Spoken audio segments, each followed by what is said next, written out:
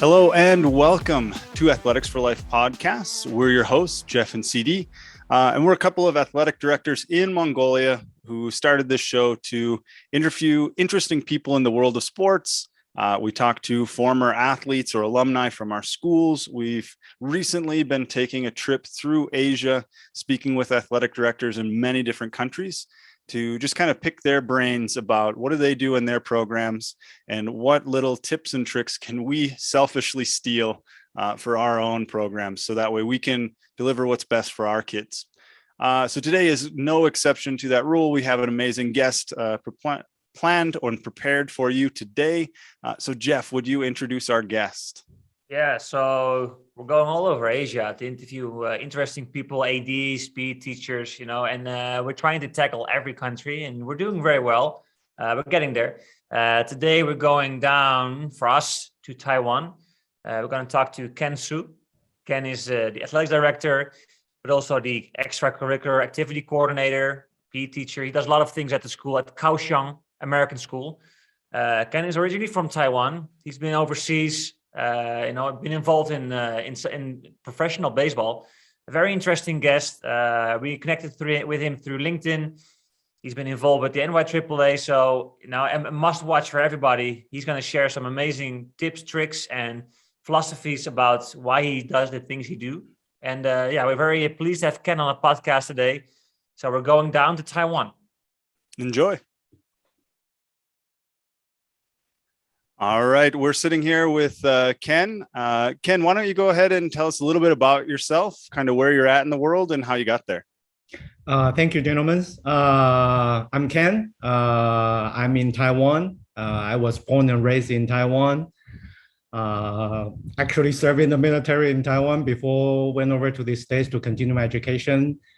Back in the days that when information is not as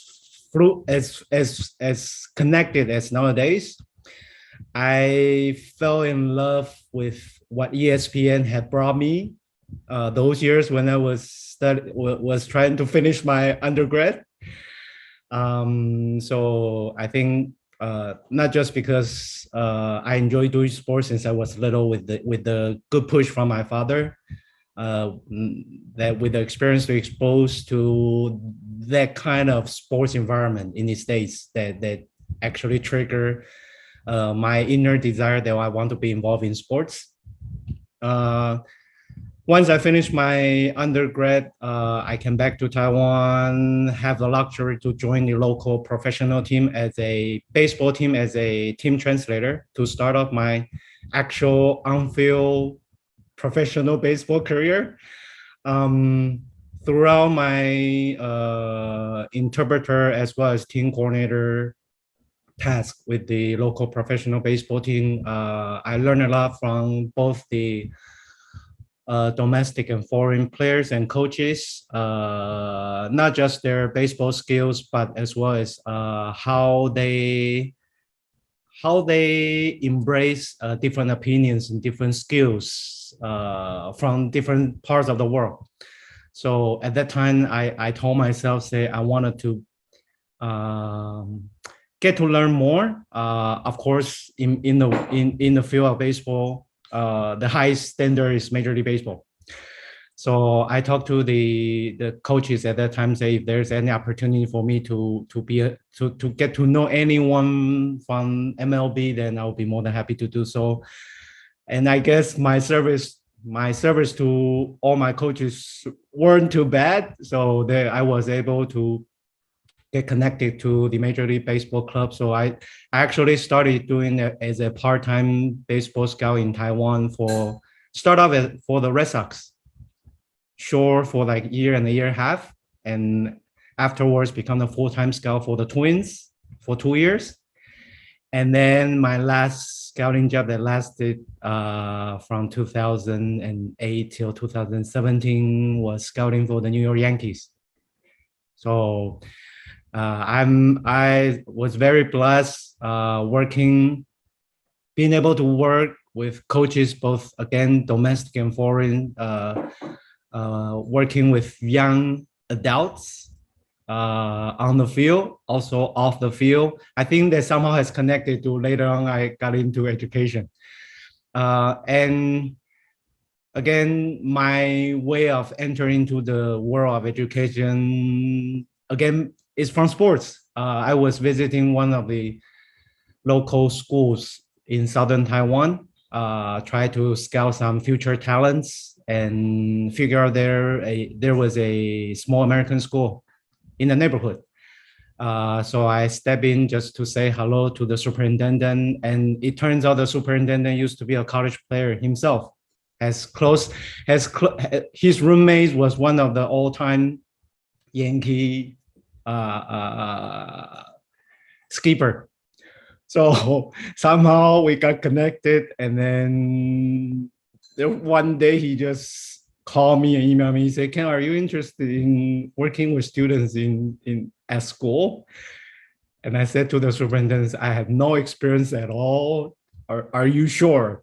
And he said, "Ken, I used to be a player, used to be a coach. I think I'm looking at the right guy."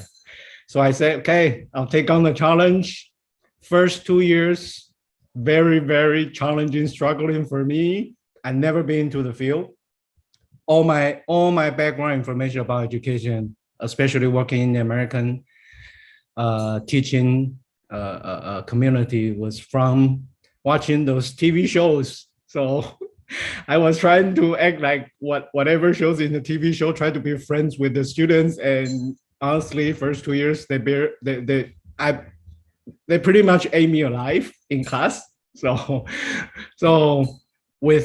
and later on, I asked my colleagues, I asked my mentor, I took on, like, you take on a lot of those PDs and workshops, start to learn more about it, getting my certification, both in teaching as well as through like YouTube, through NIAAA and FHS.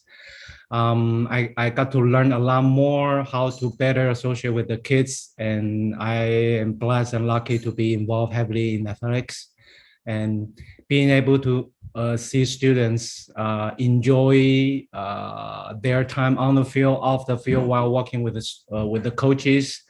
When we are there to support them, I enjoy every part of it. And as I spend my journey in the international education world is quite, I should say, different from you gentlemen, is because I was born and basically raised in Taiwan with few years of experience overseas. And my international experience is actually still back in Taiwan.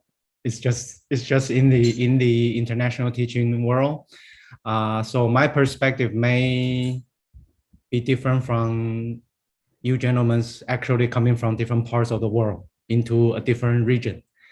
But again, I see myself learning a lot. And nowadays in this transition session that I slow down myself a little bit, look back what I have done, what are the things I could do better in my next search of my next post coming up after summer soon. That's about me. Wow, Ken, that's such a great story. I think some of us can only dream of having that kind of background, working with those professional teams. Like you said already, in different perspective, maybe on athletics, and that's great. That's why we want to learn from you today. Can you talk a little bit about the school you're currently at, the name, the programs, and maybe your role specifically? I have been with the Kaohsiung American School since my first day as a teacher in 2011. And I stepped away in 2017 for a year and a half when I took my daughter to New York, just to explore different avenues in profession. And then I returned again in the beginning of 2019 and work all the way up until this past February, when I told myself maybe it's time for me to step back a little bit and then to revisit what I have accomplished, what I have missed. Especially, I think nowadays that when we talk about being aware of students' well-being, both mentally, physically, I think it's also important for us teachers to look at our own well-being, both mentally and health-wise. So it's a good timing for me to slow down and look what are the area of weaknesses that I have to continue to focus on, and go from there. And my job back at the school, back at KS, has have been involving K through 12 athletics, planning, organizing, team scheduling, every little things you guys do, reply endless emails, talking to angry parents, talking to angry opposing team coaches, try to find quality officiating, trying to recruit coaches, try to build out the program. That my dream and my goal, two things that I always wanted to accomplish, even now and move forward, is that build up the program that's so solid that just like every school wanted to build up its own reputation academically, I wanted to build up the athletic program that's so solid that students wanted to come and ask, say, Mr. Su, is there still a spot for me to try out? Instead of we go over and say, hey, do you want to come and play? We're 10 kids short. So that's one thing that I want to build on. Second thing is that I think based on different region, different school orientation, I would personally, I would like to learn more. And the goal is that I wanted to support, someday there will be a student of mine, he or she is being recruited by prestige college. Doesn't have to be prestige colleges because of his or her sports skills excellence, instead of just academic excellence. That's my goal. So that I actually have a upcoming chat with two ladies who found the organization. I think you gentlemen may know, it's called Honest Game.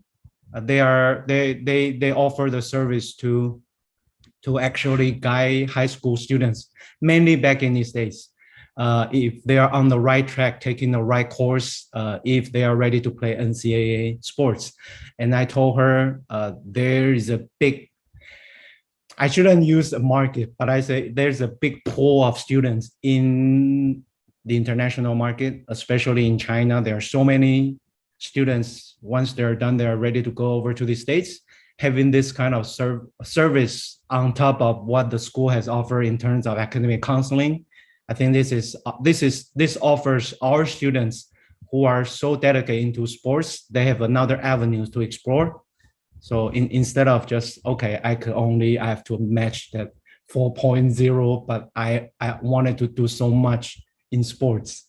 So how can I, as an AD, as a teacher, how can I support working with my colleague in college counseling together to help students to open up their avenues in terms of college selection? So these are the two goals I have set first day when I step into education. It's always in my mind that I wanted to accomplish. That's awesome. And definitely having that background that you have coming from, your involvement in professional sports and being able to take it to a high level, you kind of want that for your kids, right? For your athletes. And it's challenging as an AD because, like you said, you want to have a program where kids feel like they can just come up and ask for that spot and they want to try out, and it's open to everyone who just wants to participate in something. But you also have a program that's capable of reaching those like high level athletes and providing them enough games and enough training that should they want to pursue sports afterwards, that you've been able to give that to them. So I definitely have similar goals for myself as well, Ken, and it's a challenge for sure, but we just got to do the best they can, right? Yeah, you kind of hit the my next planned question anyway, as far as what are your goals. But you'd mentioned that you like to look at some of your weaknesses and plan out how you can attack those. What are some things that you're working on getting better at as your role as an AD? I feel that the biggest challenge that a lot of ADs face, I think every part of the world, is that the challenge of recruiting quality coaching staff. A lot of time that you and I, one of those diehard parents that will always be available, jump in to coach the sports that I have no idea about, but because of the need of the kids, we're there to support the kids. So whatever we are able to support the kids that we'll do it. So I think the weaknesses for me is I wanted to improve moving forward is how, again, I think it ties strongly to how well I can establish my program so that I'm able to recruit my own colleagues within the school community for them to willing to spend another hour and a half, 2 hours after the whole day working with students in classroom and continue to work with students on the field, under the sun, in the rain. I think this is one of the challenge and weaknesses that I wanted to continue to explore ways to overcome, to get better. What I had done since my second return back at the same school, KAs, was that because I have the luxury to also speak Mandarin, and with my connection and understanding to different level of sports within the island, I was able to reach out to local communities, coaches and schools that are sports specific teams that I outreach to their support and help whether or not they would like to come in to work with our students. Luckily, I was again blessed to meet those coaches. They have the same education philosophy, not just for the win, but basically for the development of students, mental and skill development, both on and off the court. So I was able to have their help to come in to work with our students after school hours. So with their, let me put it this way, how I have always been struggling and thinking, how can I deliver a quality service when our students, after 8 hours in classroom, how can I still capture their attention and their efforts within that short hour and 30 minutes to put in their efforts to learn? I think bringing quality coaches and coaches that believe our school philosophy, how our school environment works, to come up with the type of training program, the type of coaching philosophy to work with our students. I think the result shows the students, they wanted to play, they wanted to work with the coaches.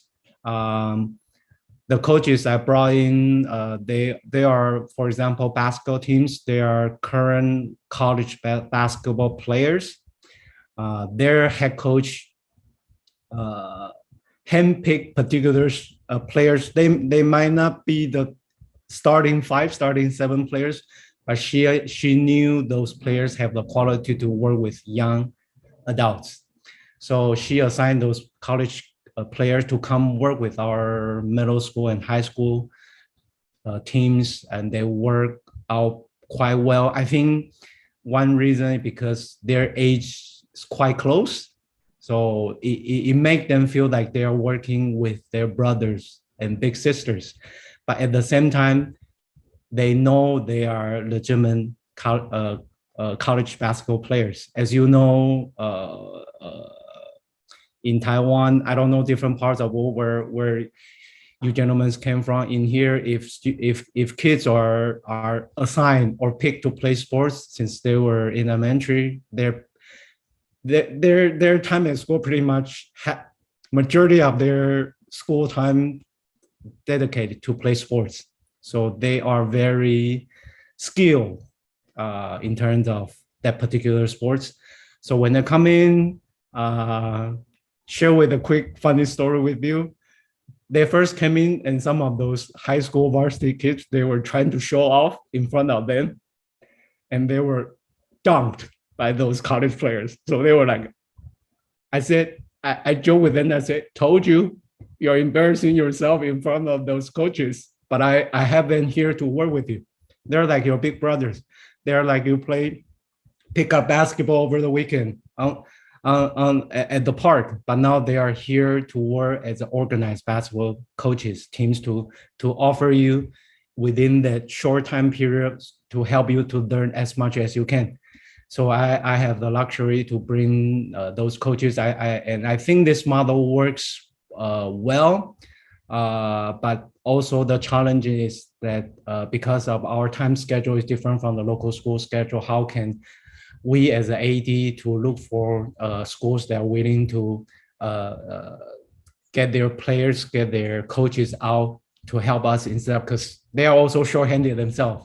So how can we work with the student, with the schools, with the teams to work with each other to best benefit both sides? Because their college player, their coaches come to work with us, they get to expose to different parts of learning environment, different parts of they pick up their English skills. So and so I think being able to showcase them the opportunity to work with our young kids, there's also bring something to their school and teams at the same time. And I think when it comes to the point where we can beneficial both sides, that's something that I continue to explore opportunity to do better moving forward. Ken, that's awesome. We always try to ask our interviewees about their philosophy, but it's very clear about your philosophy through the lines. I can really see what you're all about. I think CD and I are similar here, especially, you're a local international AD over there, and we try also to build the Mongolian coaches and to help to build that stuff. But you talked about the challenges. Can you talk a little bit about those challenges and how? My question is more, how do you work with those coaches so that they understand your philosophy and the school's philosophy? How do you get that aligned? I would your question resonate to, I think, two podcasts you interview with ADs talks about working with coaches is I think early planning. I always share with my colleagues and my friend, I am organized to a point that it's a little bit sick in terms of organizing. I would plan things like 3-4 months ahead. And then they're like, Ken, what are you doing? I said, I want to plan ahead. So when things come out, I have plenty of time to make modifications. So my experience with working with our own coaches as well as outside professionals is that I would approach them, talk to them the season before. So for example, winter, when it's basketball season, when it starts in early November here in Taiwan, I would start to talk to them just to get the things going maybe in early October. And then once things get to middle of October, then I'll start to finalize who will be coaching our teams, and they'll have those pre-season meetings multiple times. And when the season starts, I will introduce the coaches to the kids.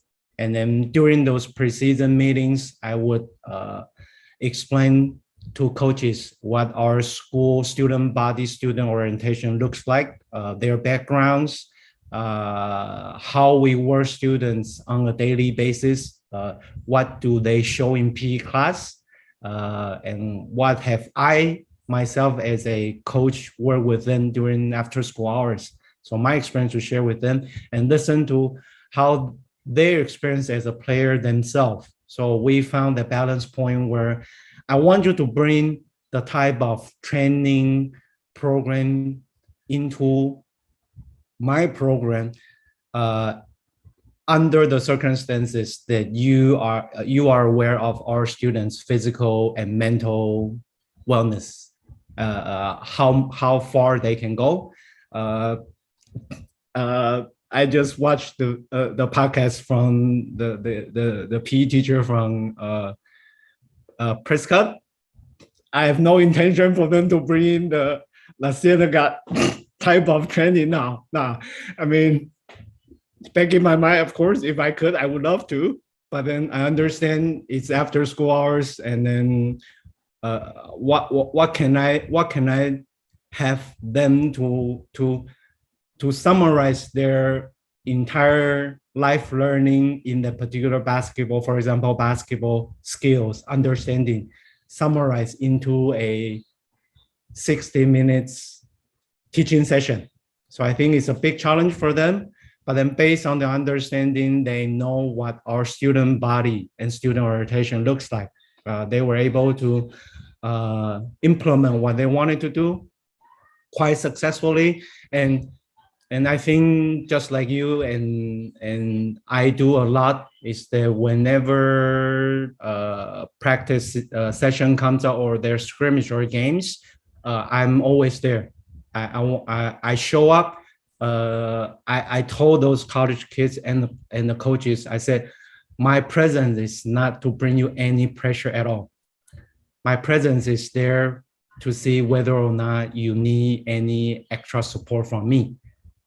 Because I know the kids better, and you only come to work with them for 60 minutes. So if I can just to remind the kids a little bit when they're a little bit off track, or give you some tips when I see something that may not click well as what I thought.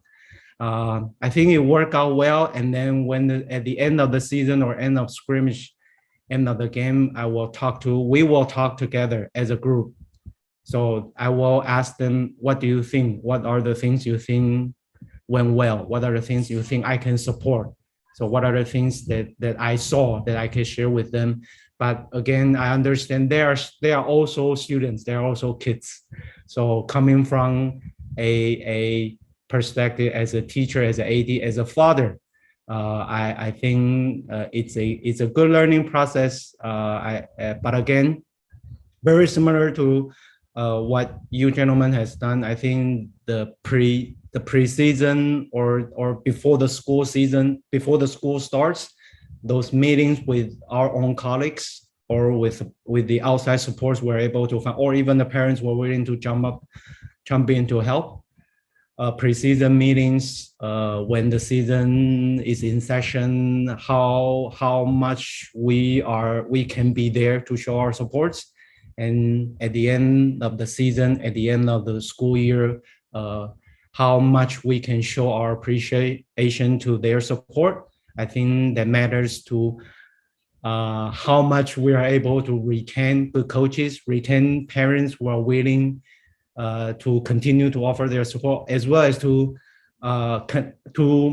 retain good players. They wanted to continue their play because some players, when they move into their junior, senior years, because of the college application, because of academic, and I would say personally, selfishly, I would say majority of the kids that wanted to play, but in the typical Asian culture, you are there, you understand. Typical Asian culture, parents, academic always plays majority part of their kids' life. So they will come say, Mr. Su, my parents said this is my senior year, I have to pay more focus on.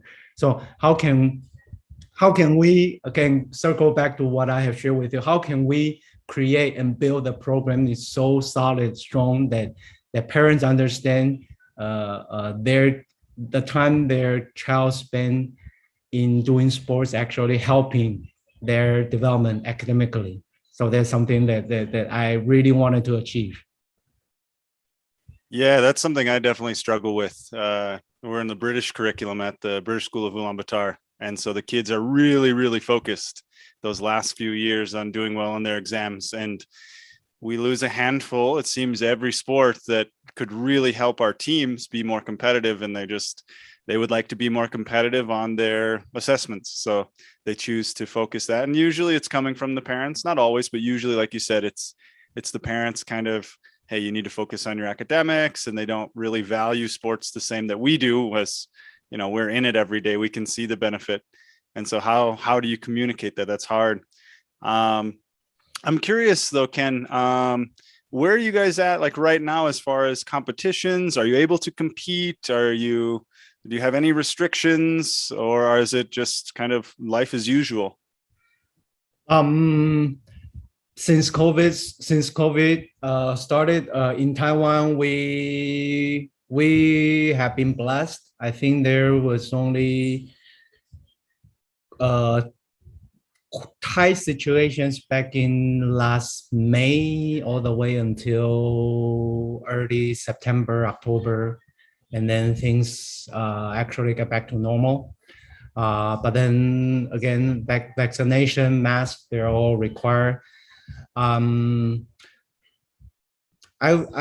would say, comparing to what you gentlemen back over in China, those challenges you have faced in Taiwan, things are quite normal in the sense that sports we were able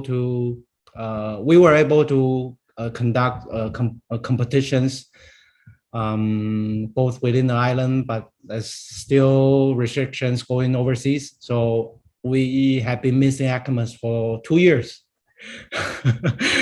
It's a pity that our kids really wanted to to see different challenges, to meet different teams over that side. And also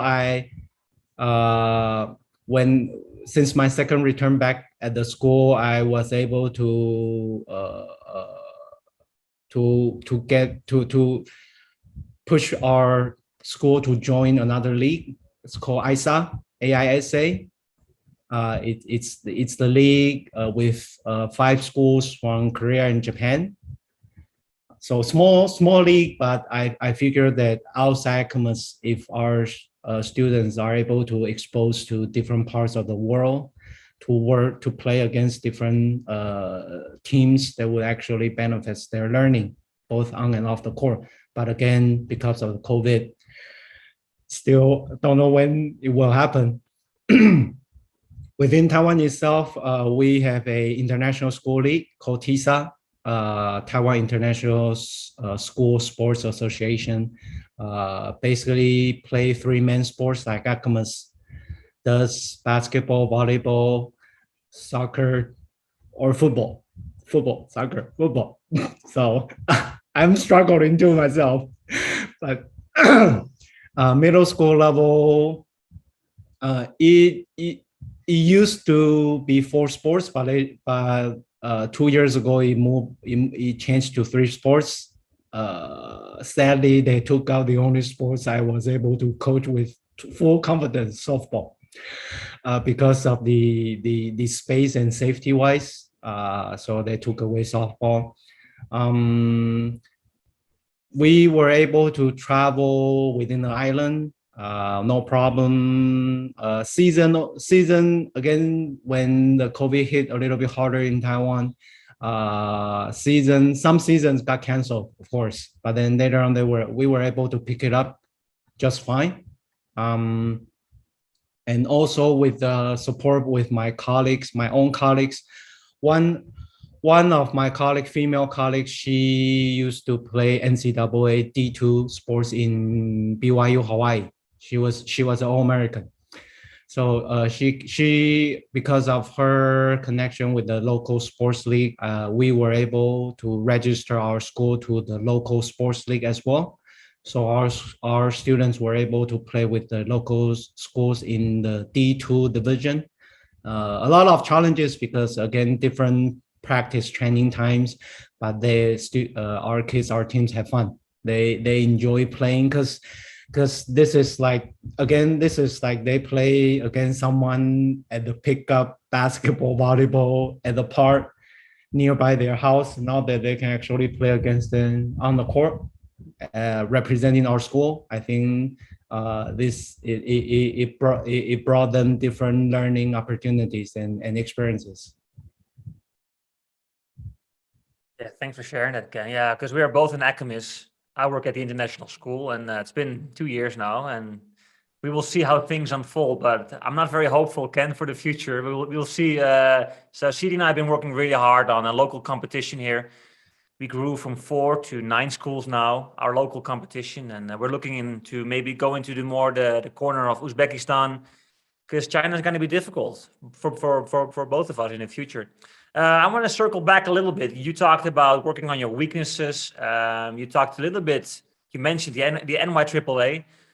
Can you talk a little bit about how it has benefited you as a AD, the NIAAA, because you have your certified master. So can you talk a little bit about that, and maybe why others should seek that or do the NIAAA courses? Oh yes. I feel that just like all the PD sessions that we have, ongoing PD session we have been going through in schools.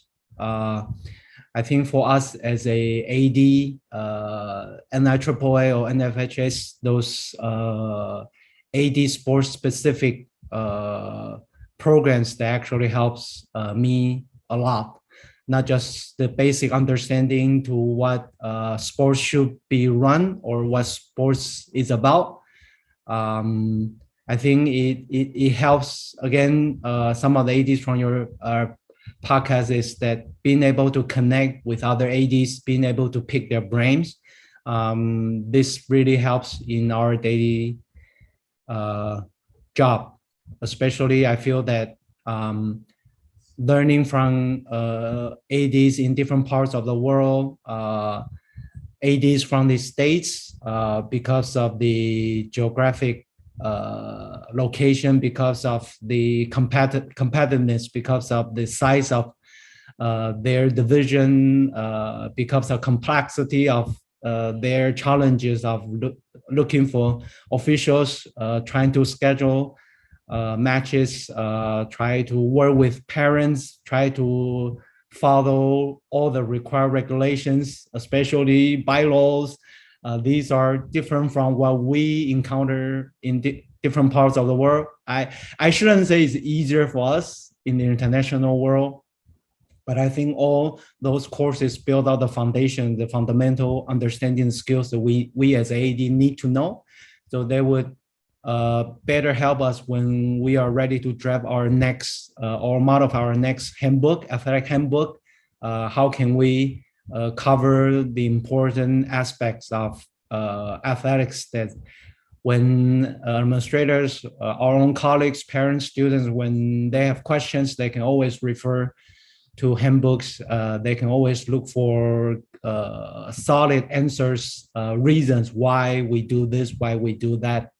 And I strongly, like the rest of AD for your podcast, that I strongly recommend coaches and ADs to learn as much as possible from taking those courses. Even it's out of your own pocket, I think it's every penny worth. It helps you to build up your understanding, and it serves you better how you can better support your student athletes, your coaches, and I just share with my colleagues and my school community this past season, because I received those newsletter from NFHS. So I introduced the Game Changer app.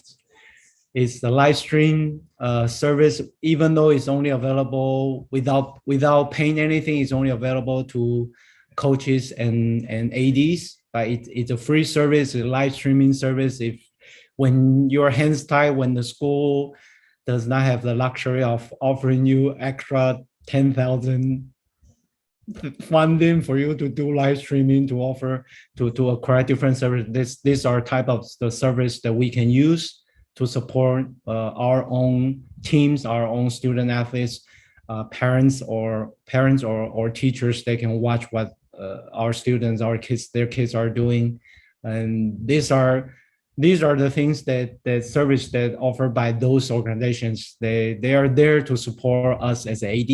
So I think take advantage of it. It will just help us so much in different aspects. Even it takes time for you to go through those courses, or some of the coaches, they are expert in the field, and they will come and say, Ken, this is like the soccer 101, basketball 101.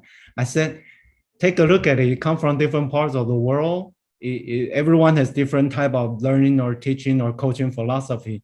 Learn from it. You may see something that's beneficial or something that you knew already. Just take it as a learning experience that you never know what's when you're going to use it, because you're working with different type of students coming from different parts of the world with different type of cultural background, understanding to sports, to education, to your coaching philosophy. So I think that's very beneficial, and I strongly recommend, even in your own area, in your own region, if local sports association, they offer programs that would benefit your understanding to the particular sports, or even the organizations they offer in English, in your language, if you understand, go. I think that's selfishly, again, for us ADs, I think that help us quite a lot more than what we have to go through those PDs that the school offers, because these are more specific that fits our needs and our coaches need. And because our end goal, I shouldn't say customers, but our end goal is how can we bring the best learning experience to our students. That's our goal. Yeah, definitely, Ken. Whatever coach told you you'd be a good fit in a school was definitely right. You seem like a natural in the AD role, just from your perspective and how you approach the job. What tips would you have for a new athletic director, whether they're coming from a sports background like yourself, or if they're, fresh out of college, or that's their first job, their first post? What tips would you have for somebody that's just getting into athletic directing? First thing, make sure they subscribe our podcast. This is like you can ask for more. All the experience, all the brands, all the ideas, all the failing experience, all the successful experience, all the ADs share. We all came from a PE teacher background or teacher background and move into this role. I think the important part is being able to stay humble and being able to listen and ask for support, and don't feel bad, don't feel shame saying to others or to students, say, I screw up, I don't understand. Can you show me more about it? Can I use your program? Can I use some of your philosophy that to work with my students? I think that helps a lot, and take advantage of your school community, both within and outside.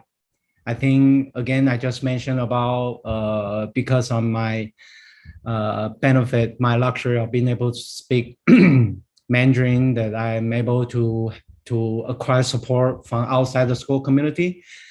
Even with the language barrier, work with our own local colleague staff. They are there to support us, to work with us, with their support, with their help. I believe there are so much we can utilize outside our school community to come in to work with our student athletes. Again, as Jeff has mentioned, being able to work with someone, professionals or parents, they agree, they understand the school philosophy, they understand our student orientation, that will always bring the best, the most beneficial learning experience to our students. I think I'm still learning. I'm still young into this field. Even I just passed my first decade. I have so much to learn. I look forward to learn so much from other experienced ADs. And I think one thing that I also learned from ADs from other podcasts is when we are ready to move into this role, or even move into a new school environment, how can we embrace or appreciate what has been done well there, so-called the tradition there, and how can we bring the things that we wanted to establish there smoothly with the support from the school community, so that you are actually adding something on top of a successful program instead of you are creating a chaos into our environment. Because we have so much we wanted to do when we step into the role. So I think appreciate people who had established something successfully there, or challenge they have faced there. Ask them, pick their brain. They may or may not share with you the challenge they face, but then ask again. Don't feel bad. Don't feel bad. Again, don't feel bad to ask students, saying, what are the things you think I have to change, I have to add in, so to make your learning experience in edX better. So I think I feel that helps me a lot along the way, being having the support system, not just from the coaches, from the administrators, but also from the students, because they are the one actually playing in it. They are the one telling me, showing me, say, Mr. Su, there's something wrong with the field, something wrong with on the court. They are the ones using it, and they are the ones to share the first-hand information that can improve our line of work. So ask for help. I think that's the golden rule for me to better. Hopefully, I can continue to do this role in my next post, and then better support the kids. They are the one that we wanted to support the most with. Thanks for sharing those tips, Ken. Those are amazing. They align really well with all the other podcasts we had and the things that we seek for. You mentioned previously about your 3-4 months ahead of planning. That's also a tip. Be organized. I still think it's a bit short. Maybe 5-6 months can push it a little bit, but no, that's great. Thanks for sharing that. And so you talked about your next post. Our final question actually is, what's next for you? So what are some of your goals, some of the things you want to accomplish? Maybe you want to move to a new school. You talked a little bit about your own well-being. So can you share that with us? What's next for you, Ken? I think I have shared with you the well-being both for our students as well as for ourselves is important. Is because the reason that I start to realize that I have to focus more on my own well-being is that we have so much what we wanted to do for students. So oftentimes we don't realize we spend so much time at work. So for example, I actually calculated my work hours since leaving the house until returning at home before going to the bed. It's like 14 hours. And I understand you gentlemen are always the last one to leave the campus. Same thing that we do want to make sure that when they go off-road to scrimmage, we want to make sure they return on campus, parents picking up. We switch off the light. We are the last one to leave the campus. That's what we sign up for. We enjoy doing that. But to a certain point that my own daughter remind me saying that I don't see you laugh or smile much when you are at school. So I start to realize that I wanted to do so much to students. Like Jeff said, we plan things ahead. We want things to go as we wanted to. When things do not go in our way, sometimes I saw myself losing the patience, become impatient with the student, with the task, and I feel that I start to get angry easy. So I think it's unhealthy. So I think it's time to slow down a little bit. It actually helps me to observe from the perspective as a parent, see how my colleague who take on the role is better, how she take care of the program. I share with her saying, you don't have to follow what I do. You have the way you wanted to work with students. Go for it. if you need any support from me or advice from me, anytime I'm here, because my daughter is still part of the school community. I'm a part of the school community now as a parent. So that's one thing. I think our own self-being is important. Second thing is that with all the certification in teaching that I figure in the international world, especially in Asia, being able to understand how I can work with the English as a second language learners is important. So again, I push myself. I just finished the TEFL certification program, so I get to better understand how I can deliver instructions to second language learners, especially kids speaking Mandarin Chinese. How I can better deliver instructions to them. I think it helped not just for myself, work with students, but also help me down the road in my next profession. That's one thing.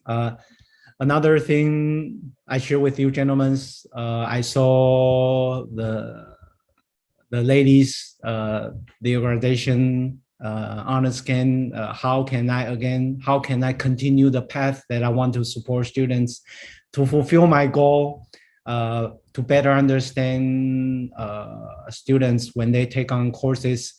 How can I show my understanding, knowing when they are ready to use their sports skills to help them to get into colleges, especially for the ones they're not in favor of academic driven type of learning like myself back in the days. My mom was like study.